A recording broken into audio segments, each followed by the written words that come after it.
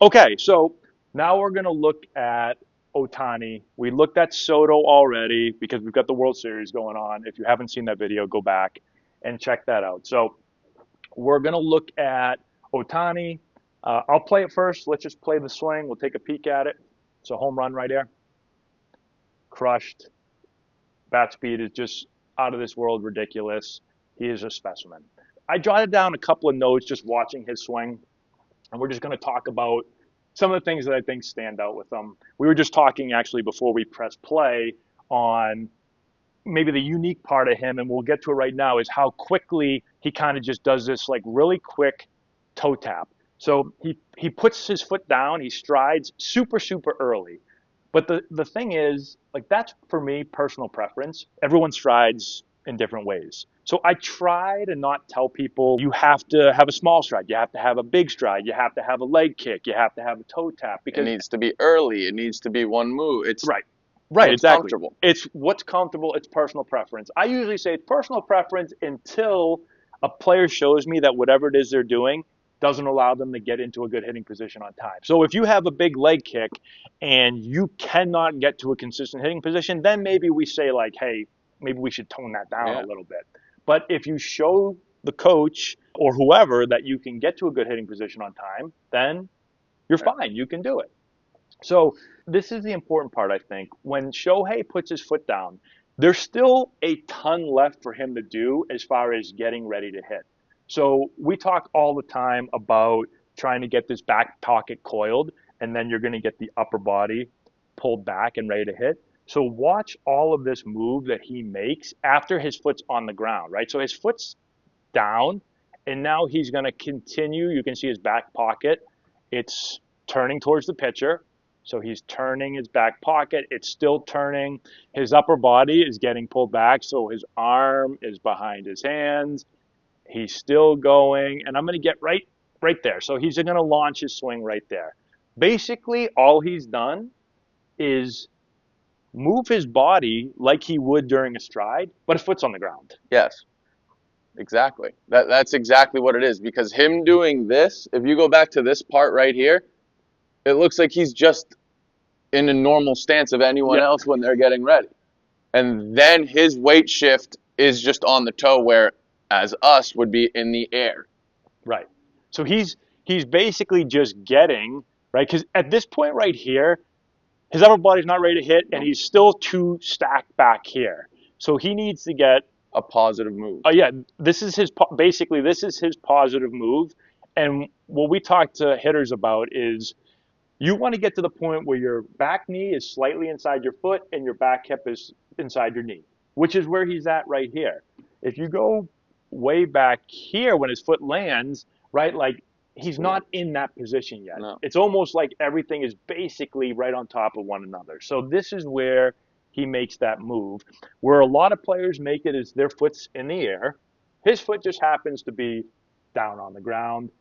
He hasn't always done this. I know he used to have, I think, over in Japan, and I think maybe when he first got here, he had a little bit of a bigger kick, or maybe he messed around with it. But he's kind of settled into this move, and it works really well. And you can watch when he goes, basically, you'll see now the front foot comes down into the ground, and this is where he's going to start to turn his leg. And you mentioned earlier, once he goes, Everything's just so closed. His head stops moving forward. yep, we'll He, put that right there. So now, no more movement of the head. no.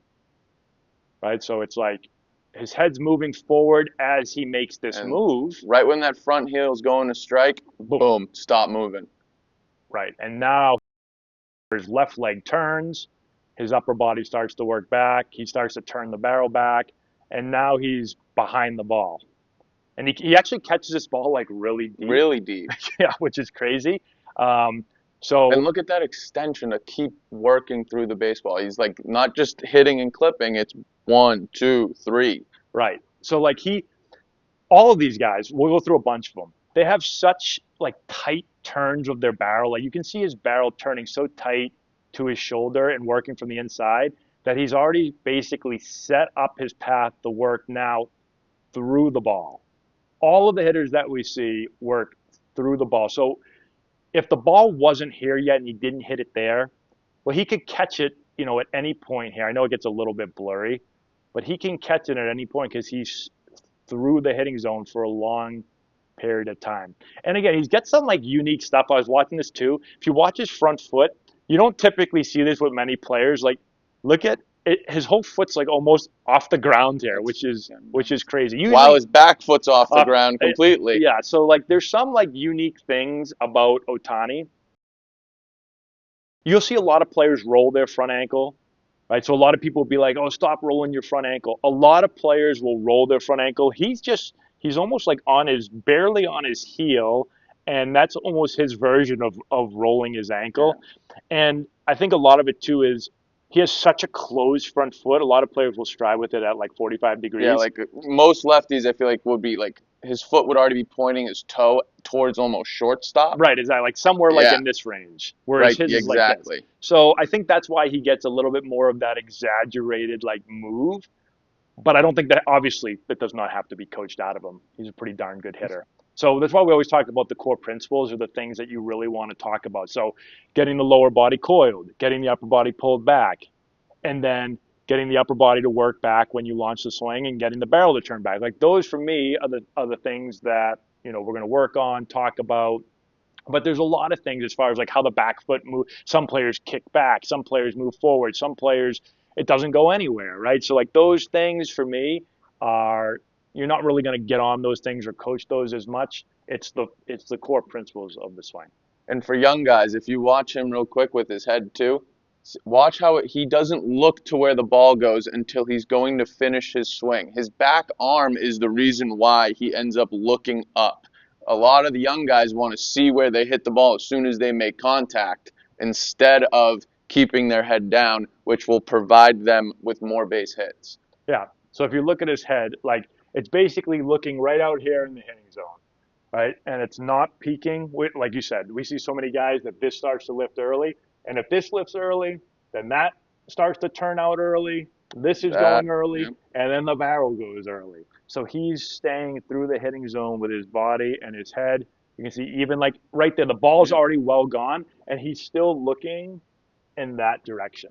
And then as he follows through, then the head's going to come up, and then he's going to, not everyone in the world can hit it so far that they can just walk to first base, but um, he is one of them. So that's all we've got.